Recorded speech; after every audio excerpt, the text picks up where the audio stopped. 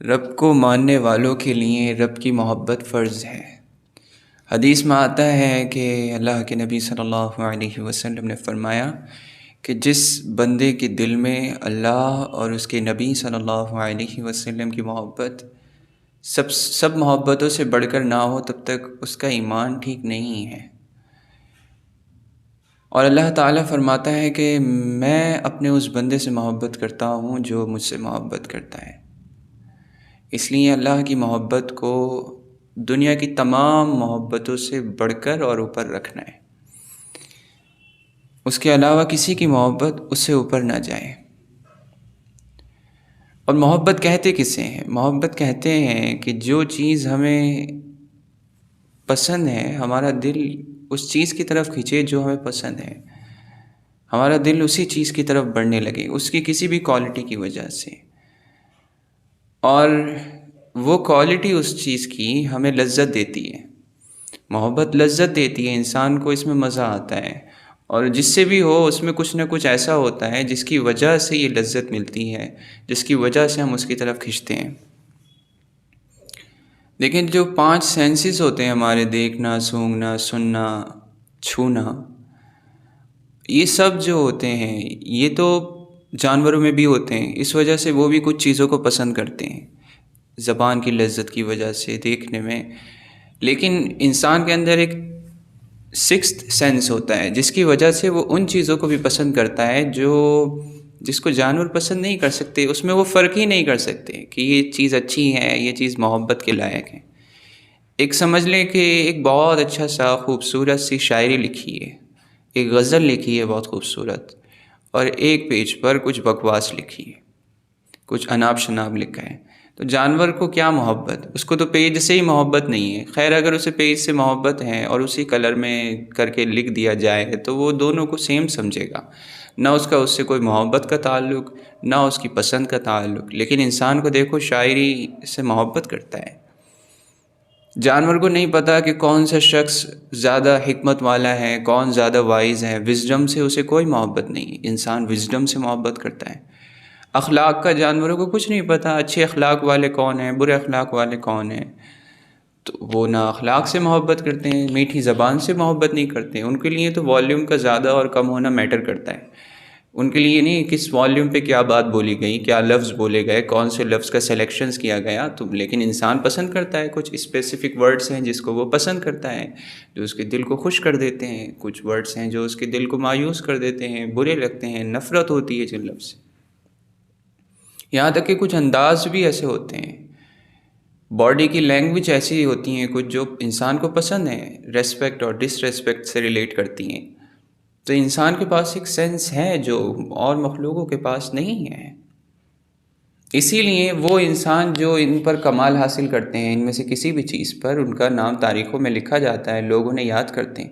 اب ہمارے سامنے امام بخاری، امام مسلم ہیں، ان کے نام لکھے گئے ہیں، لوگ ان سے محبت کرتے ہیں۔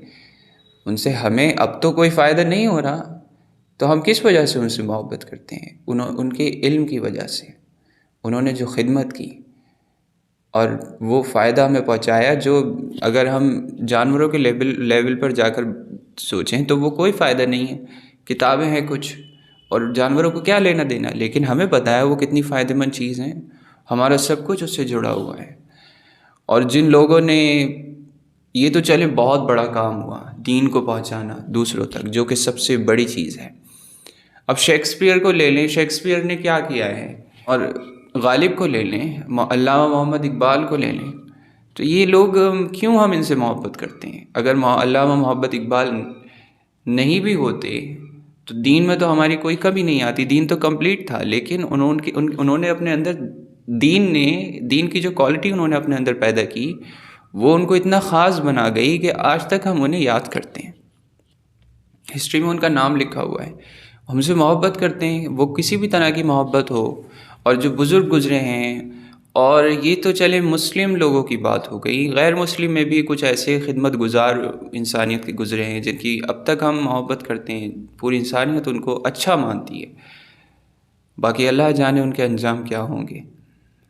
تو یہ چیزیں کیوں ہوتی ہیں؟ کیونکہ انسان کوالٹی پسند کرنے والا، پرسنالٹی پسند کرنے والا، اور خوبصورتی کو پسند کرنے والا. اور وہ خوبصورتی ضروری نہیں ہے کہ دکھنے والی ہو، وہ کوالٹی بھی ہوتی ہے، وہ روحانیت ہوتی ہے، وہ وزڈم ہوتی ہے، وہ اخلاق ہوتے ہیں.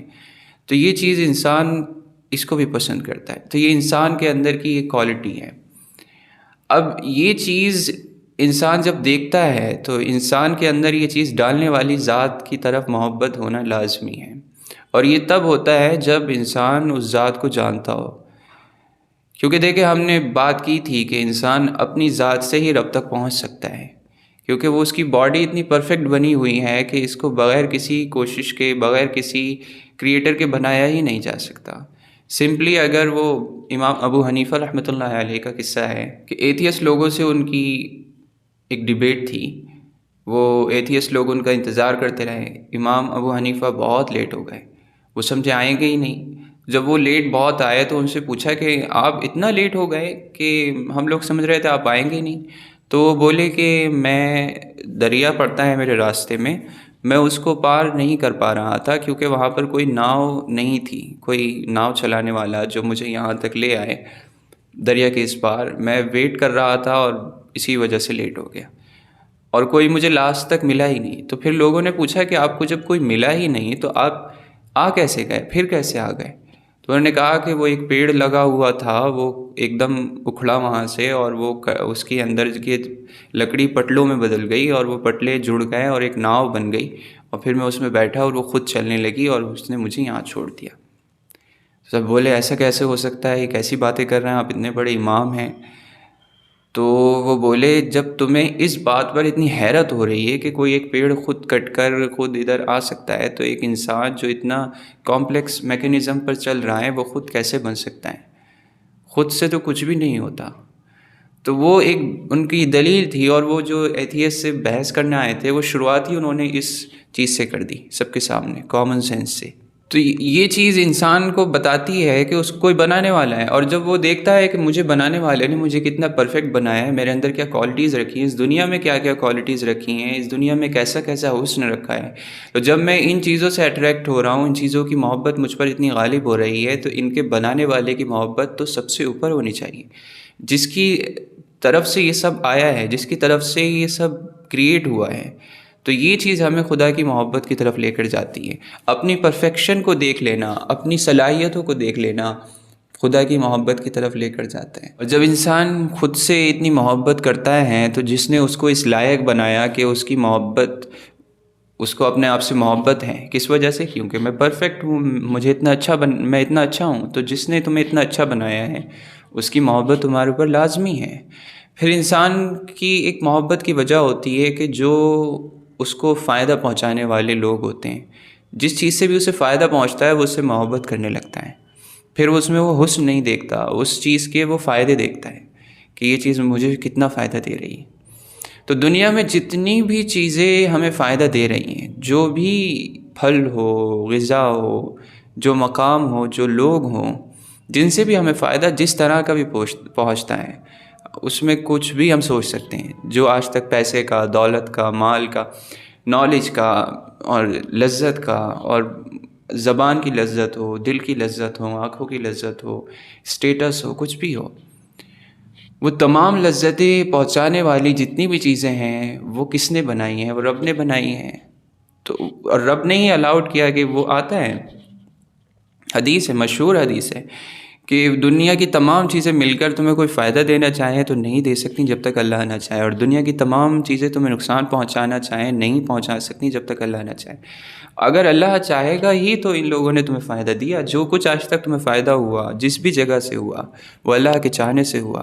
تو اس فائدے کو ملتے وقت ہمیں یہ اللہ کی محبت میں بڑھوتری ہونی چاہیے.